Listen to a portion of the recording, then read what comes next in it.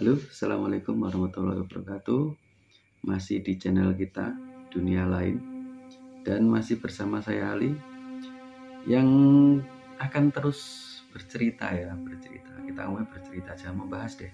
Bercerita tentang dunia-dunia supranatural, dunia-dunia spiritual, ya kan? Dari berbagai pengalaman, berbagai pengamatan dan lain sebagainya, ya kan? Untuk teman-teman sendiri yang kepengen mengomentari silahkan, tidak masalah. Kepengen mendukung juga tidak masalah. Kepengen menyanggah juga tidak masalah. Kita akan berpikir secara logika yang benar itu seperti apa, tentang apa yang kita omongkan tentang sesi ini. Oke, sesi ini kita akan membahas tentang keberuntungan. Jadi kenapa keberuntungan itu kadang-kadang datang, kadang-kadang tidak datang gitu. Apakah itu bisa dilogikakan dalam versi perilaku? Jadi keberuntungan ini kita membahas tentang ilmu keberuntungan. Maafkan jika saya salah ya tentang bercerita ini ya. Jadi dari berbagai rangkuman, dari berbagai berbagai literatur, berbagai ini. Kalau misalkan secara agama, atau kita ngomong tentang agama Islam ya. Ini kalau misalkan kepingin beruntung, kalau yang udah nas beruntung itu kan orang-orang yang bertobat dan orang-orang yang beriman, itu pasti beruntung. Beruntung untuk akhirat maksudnya gitu kan. Nah ini beruntung dalam versi apa itu? Dalam versi semua urusan, di dunia urusannya juga beruntung, di akhirat juga beruntung. Cuma untuk saya sini kita akan ngomong tentang dunia saja, dunia atau dunia fisik aja. Kita tidak usah ngomongnya ini. Gimana caranya menciptakan keberuntungan itu? Ya, jadi kita akan membahas satu persatu ya. Yang pertama ini tentang berbagi. Berbagi ini ya tetap di mana-mana sama. Orang yang kepingin beruntung itu harus sedekah atau berbagi. Jadi berbagi ini seperti kita mengeluarkan sesuatu, tapi nanti kita akhirnya diberi sesuatu sama yang lebih powerful. Kita nyebutnya Tuhan, kita nyebutnya Allah, Gusti Allah, kita nyebutnya makrokosmos, itu dikasih yang lebih besar. Itu lewat berbagi. Yang kedua adalah mengamalkan ilmu yang bermanfaat. Jadi ngajari ilmu segala macam itu nanti juga membawa keberuntungan. Walaupun yang kita ajari tidak langsung memberikan ke kita, tapi ada yang lain, yang ada timbal balik dari yang lain maksudnya gitu kan. Mengamalkan ilmu, karena ilmu ini kan sekali kita tularkan, ini kan ditularkan lagi terus gitu kan ini ya. Dan itu tidak bakal habis ilmu itu. Jadi sedekah ilmu itu sebenarnya paling enak ya. Karena dia nanti seperti seperti MLM ya, multi level itu, bercabang-cabang dan akhirnya memberikan dampak yang bagus untuk kita gitu kan. Secara gelombang mikro dan makrokosmis itu bagus ya kan. Nah, kalau misalkan secara yang ini aja ya, secara kehidupan itu mungkin kita bisa nyebutnya memaksimalkan semua kesempatan yang datang kepada kita, apapun kesempatan itu. Jadi setiap kali kesempatan itu datang, jadi pada waktu kita diberi sinyal sama yang lebih powerful itu tadi, kita nyebutnya Tuhan, kita nyebutnya Gusti Allah, kita nyebutnya makrokosmis, segala macam, diberi kesempatan, itu adalah tugas kita adalah memaksimalkan potensi kita untuk mengolah kesempatan itu. Gitu. Jadi jangan dilewatkan. Memaksimalkan kesempatan yang datang. Ya. Dan kesempatan itu kita maksimalkan, otomatis kan dalam diri kita ini harus punya rasa optimis yang tinggi terhadap apa yang kita maksimalkan itu. Paham enggak teman-teman ya? Kalau kita berpikir analogi pikiran ya. Jadi ada datang kesempatan, kita maksimalkan, kemudian kita optimis terhadap kesempatan itu dan kita kerjakan benar-benar, kita maksimalkan benar-benar, ya kan? Dan ini otomatis kan di dalam tubuh kita, ini dalam pemikiran kita kan penasaran kan, ini nanti jadinya gimana, ini nanti. Udah itu nggak usah dipikir. Yang penting penasaran itu penting, tapi harus dimaksimalkan terus-menerus gitu. Nah kalau misalkan, wah ini kesempatannya datang tapi saya tidak bisa misalkan gitu kan. Misalkan ada kesempatan apa, terus tidak bisa, tapi itu kesempatannya ini bagus gitu. Apa yang dilakukan adalah membuka diri, membuka hati, membuka dada, membuka pemikiran, harus mau belajar. Iya, harus mau belajar. Karena kalau tidak mau belajar, tetap tidak bisa. Karena semua hal itu tidak mungkin kita peroleh secara all ya, secara keseluruhan itu di dalam dunia akademik. Tidak mungkin. Paham ya? Jadi misalkan ada teman misalkan gitu kan. Kemudian kita ini lagi jadi jadi pegawai gitu, pegawai swasta misalkan gitu.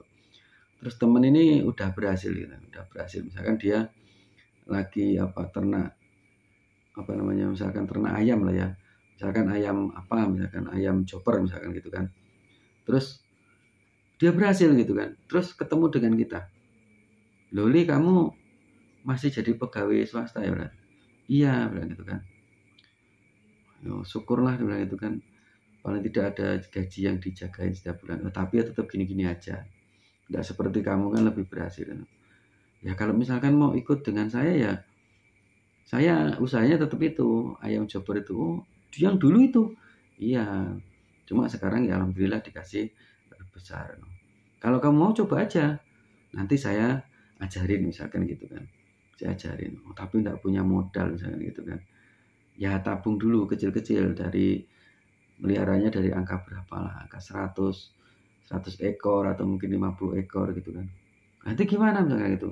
Ya nanti kan kamu kan teman saya, nanti kita calling-callingan gitu.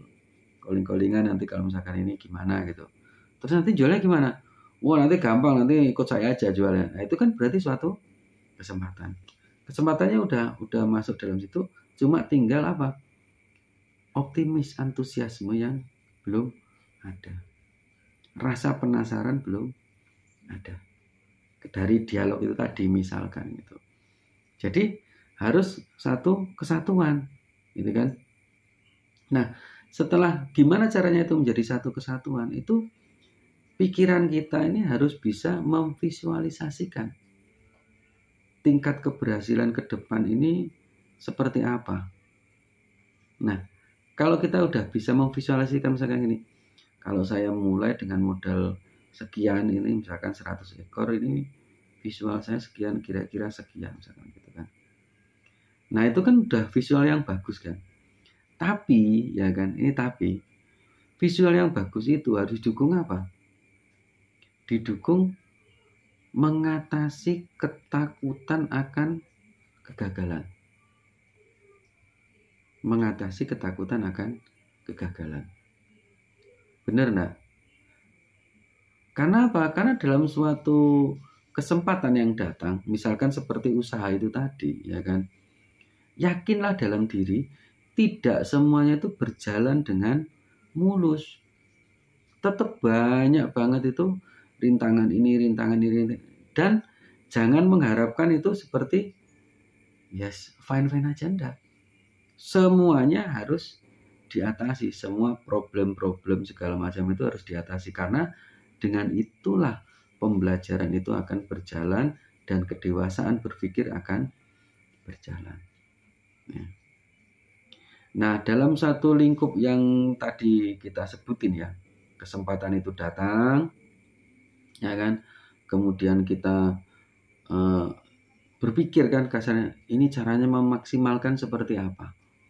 Sekali udah memaksimalkan seperti apa, kemudian ada rasa optimis. Oh ini kira-kira teman saya udah berhasil nih. Wah ini berarti bisa kalau teman saya bisa, misalkan seperti itu kan. Terus penasaran, ini Gimana nih caranya nih misalkan gitu kan. Ya nanti tak ajarin, walaupun nanti diajari sama temen, ya kan, walaupun diajari sama temen, jangan ini tadi apa namanya, eh, jangan terfokus dengan itu, karena banyak ilmu yang secara pengalaman, secara literatur, secara video-video yang dilihat itu kan ininya, dan halangan-halangan itu harus diantisipasi itunya. Nah, dari semua itulah kita belajar. Jangan lagi misalkan baru nyoba gitu kan, terus tiba-tiba tidak berhasil gitu, misalkan ayamnya mati semua misalkan gitu kan. Terus bilang sama temannya, wah ini kamu ini memang penipu misalkan gitu. Nah ini seperti apa ini? Menurut teman-teman seperti apa? Gitu kan. Ya susah gitu. Susah kalau misalkan seperti itu. Seharusnya apa yang terjadi? Yang terjadi adalah belajar mengatasi masalah, ya kan? Kemudian belajar mendewasakan diri, ya kan? Dan ya seperti itu, penasaran mau belajar segala macam. Nah, setelah itu kita dukung pakai segala macam yang bersifat non teknis. Non teknisnya apa? Non teknisnya ya misalkan ya terserah teman-teman mau gimana, mau mengaktifkan yang sisi mana. Misalkan mengaktifkan sisi yang kiri misalkan gitu kan, dari area kiri misalkan gitu kan, bisa mengaktifkan area kanan, bisa enggak ya bisa gitu. Mau pakai cara apa misalkan gitu, mau pakai cara puasa bisa dengan wiritan bisa mengamalkan apa bisa gitu kan, dengan sholat duha misalkan bisa misalkan dengan sedekah pagi bisa enggak bisa, ya kan. Dan yang jelas itu frekuensi pemikiran itu, jika itu berubah dari pola pikir yang seharusnya kita koneksikan dari kita yang mikro ke makro ini, dia apa namanya menjadi negatif, maka otomatis makro kosmis maksudnya itu juga datang ke kita nih juga negatif.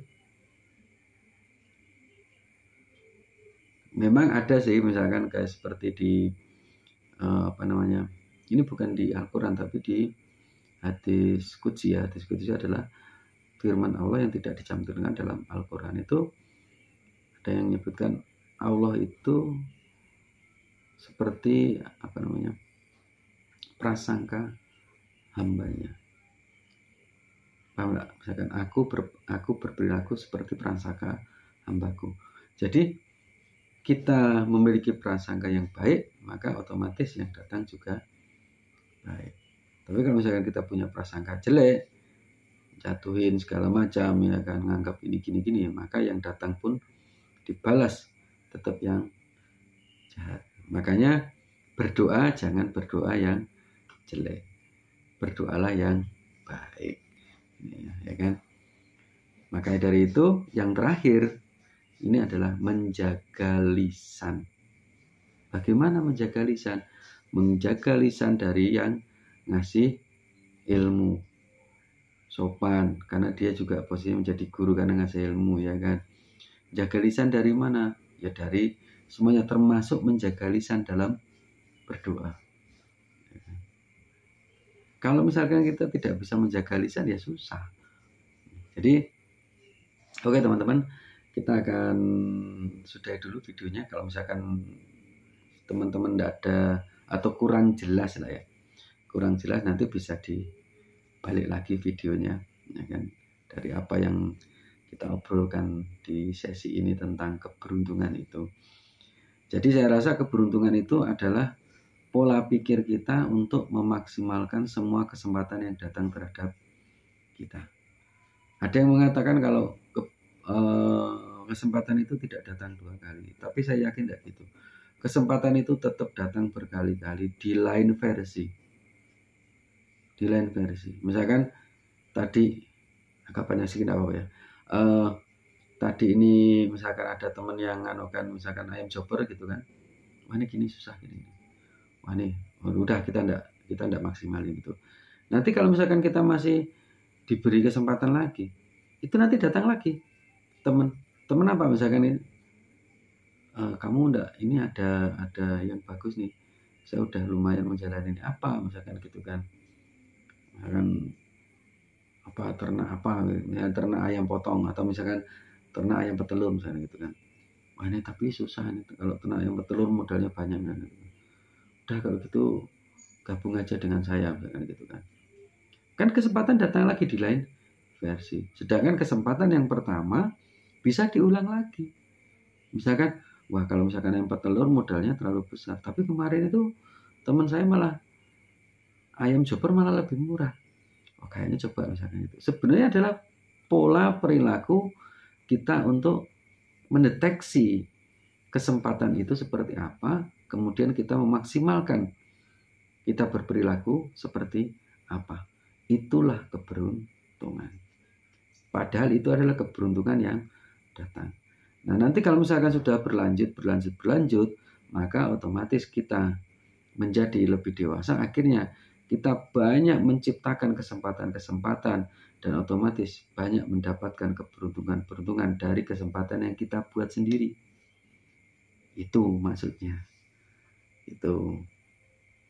Kecuali kalau misalkan terkena gangguan non teknis, misalkan disantet pakai usahanya jadi hancur atau gimana, itu lain versi. Nah ini tentang kita ngomongnya tentang bujur-bujur harus aja. Oke gitu teman-teman ya. Terima kasih ya. Udah panjang saya bercerita ngalor ngidul tentang keberuntungan. Ya. Semoga teman-teman juga memahami keberuntungan seperti apa. Dan ini juga saya dapat ilmu ini belum lama sebenarnya, baru sekitar ya belum lama lah. Sekitar sebulan lah ini. Dan ini saya juga lagi proses untuk menerapkan itu. Ya, termasuk membuat konten ini juga membuat sebuah kesempatan dan keberuntungan untuk kita juga. Ini ya. Terima kasih, saya juga sudah meng-share tentang ilmu ini. Share ilmu ini juga bagus juga. Siapa tuh teman-teman juga mau juga. Oke teman-teman, jangan lupa untuk subscribe-nya juga, like and comment juga, like and follow juga. Terima kasih sudah mendengarkan saya berceloteh. Dan akhir kata, salam rahayu untuk seluruh teman di seluruh Nusantara. Dan akhir kata, alhamdulillah, assalamualaikum warahmatullahi wabarakatuh.